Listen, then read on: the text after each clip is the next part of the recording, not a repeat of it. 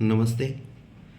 मेरे इस channel engineer Subrat दास में एस्ट्रोलॉजी की दुनिया में आप सभी का स्वागत है।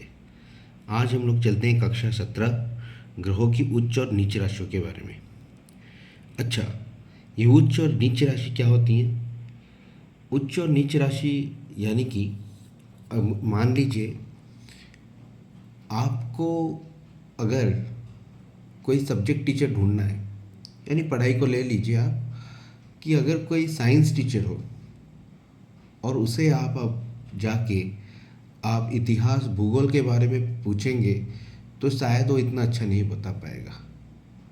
वैसे ही एक इतिहास भूगोल के कोई टीचर हो या फिर कोई इंग्लिश टीचर हो या हिंदी टीचर हो, तो उसे आप अगर साइंस के बारे में या फिर मैथ्स के बारे में पूछेंगे तो शायद वो इतना नहीं बता पाएगा। वैसे ही ग्रह भी अपने हिसाब से अगर अपनी जगह में उन लोग सही जगह में रहेंगे तो वो अच्छे फल देंगे।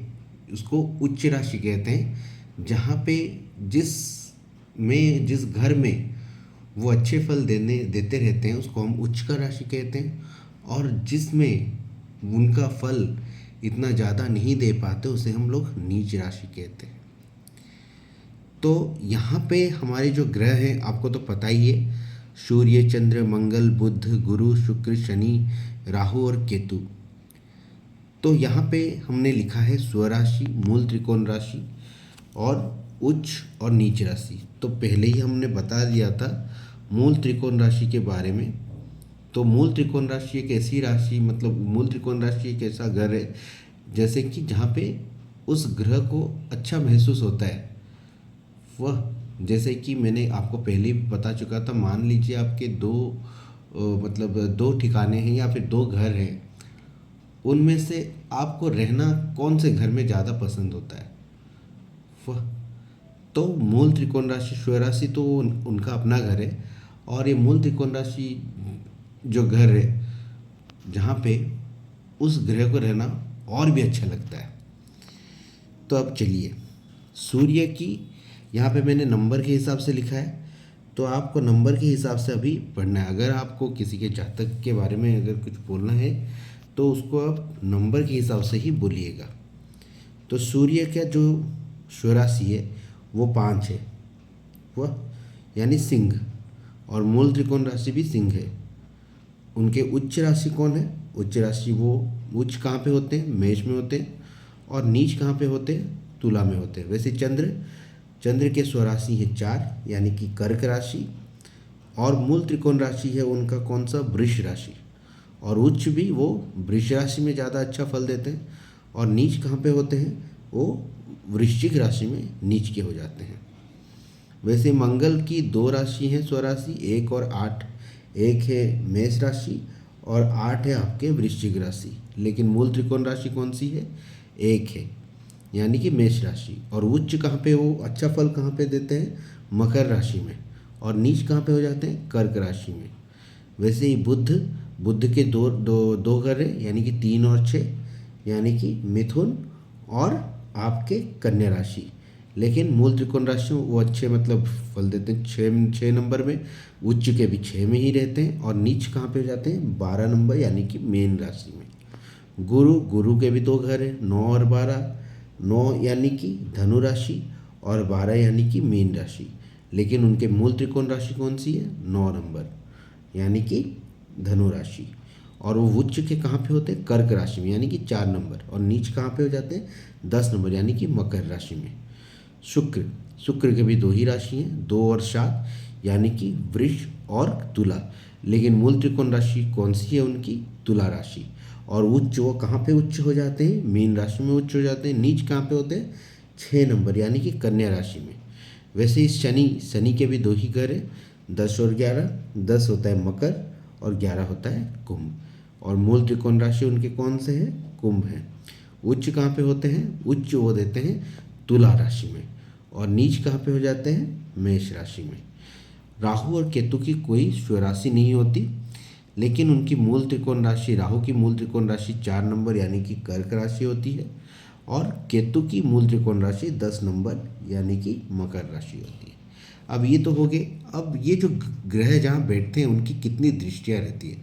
सूर्य की सिर्फ एक ही दृष्टि है 7, व चंद्र की भी एक ही दृष्टि है 7।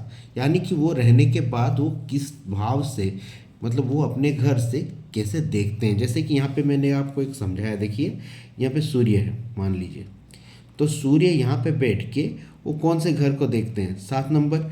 यानी कि 1 2 3 4 5 6 7, ये जो 7 नंबर है ये पार्टनरशिप का घर है। तो यहाँ पे बैठ के वो इस ग्रह घर को देखते हैं। और मैंने बता ही दिया था कि हम लोग एंटी क्लॉकवाइज घूम के जाते हैं। तो सूर्य जो रहते हैं वो 7 नंबर में अगर यहाँ पे बैठे हैं तो वो उनके 7 नंबर वाले घर को वो देखते हैं। वह वैसे ही चंद्र, चंद्र के दृष्टिकोण में चंद्र भी 7वीं दिशा, मतलब जहाँ बैठते हैं वो 7वीं दृष्टि में देखते हैं। यानी कि मान लीजिए चंद्र यहाँ बैठे हैं तो उस हिसाब से चंद्र 7वीं दृष्टि कहाँ से होगी, 1 2 3 4 5 6 7 यहाँ पे देखेंगे। तो उस तरह से हम हमारे मंगल, मंगल की 3 दृष्टियाँ 4 7 8। तो 4 7 8 मान लीजिए मंगल की, और एक एग्जांपल दे देते हैं मंगल की। मान लीजिए मंगल यहाँ बैठा है तो मंगल की 4 7 8, मतलब 4 मतलब 1 2 3 4, यानी कि वो पार्टनरशिप के हाउस को भी देखेगा। ये हो गया आपके 7, यानी कि वो कर्म हाउस को देखेगा। और ये हो गया 8, यानी कि लक्ष्मी हाउस को भी देखेगा। वह तो ये 3 घर को मंगल देखेंगे एक साथ। तो अब आते हैं, क्योंकि ये सब जानना हम लोग को ज़रूरी है, क्योंकि अब हमको जानना है कि मंगल वहाँ पे उच्च में है या नीच में है। और उच्च में बैठ के अगर वो आपके ये तीनों घर को देख रहे हैं यानी कि अच्छी फल देंगे। और अगर नीच में, मान लो वो ग्रह नीच के हैं और ये 3 ग्रहों को देख रहे हैं, तो उसमें फल आपको शायद उतना अच्छा ना मिले। वह तो ये सब चीज़ को जानना हमारे लिए बहुत ज़रूरी है। तो उसके बाद आते हैं हमको बुध। बुध की भी 7वीं दृष्टि है। बुध उसके बाद गुरु, गुरु की 3 दृष्टि है 5 7 9। शुक्र की भी एक ही दृष्टि 7वीं दृष्टि। शनि, शनि के भी 3 दृष्टि 7 3 और 10। राहु के 5 7 9, केतु के भी 5 7 9। अच्छा, इनको हम याद कैसे करेंगे, तो मान लीजिए देखिए यहाँ पे आपको याद करना मतलब बहुत ही अच्छा तरीका है। सूर्य चंद्र और बुध, सूर्य चंद्र बुध और शुक्र, इन लोगों की आप देखिए 7 7 7 7, तो आपको आराम से याद हो जाएगा। सूर्य चंद्र बुध और शुक्र इनकी है 7। 5 7 9 5 7 9 5 7 9 3 बार है, किस किस की है, गुरु राहु और केतु। तो ये आपको याद हो गया। अब मंगल की है 4 7 8, और हमारे शनि की है 7 3 10। तो इस तरह से हम लोग याद कर सकते हैं। अब आइए जानते हैं महादशा वर्ष, यानी कि एक ग्रह जब कोई शिशु जन्म लेता है तो वो ग्रह कब उसके मतलब जीवन में बूस्ट होता है, यानी कि वो अपने पावर में कब उसको बहुत से पावर उस ग्रह के पास आते हैं कि वो ग्रह आपको अच्छा भी कर सकता है बुरा भी कर सकता है। तो कैसे क्या महादशा है, वो महादशा कब से शुरू होती है। जैसे सूर्य की है 6 वर्ष के लिए, चंद्र की है 10 वर्ष के लिए, मंगल की है 7 वर्ष के लिए, बुध की है 17 वर्ष के लिए, गुरु की है 16 वर्ष के लिए, शुक्र की है 20 वर्ष के लिए, शनि की है 19 वर्ष, राहु की 18 वर्ष और केतु के 7 वर्ष। तो ये है महादशा वर्ष। आशा करता हूँ आपको आज का जो क्लास की जो बातें हैं आपको अच्छी लगी होगी।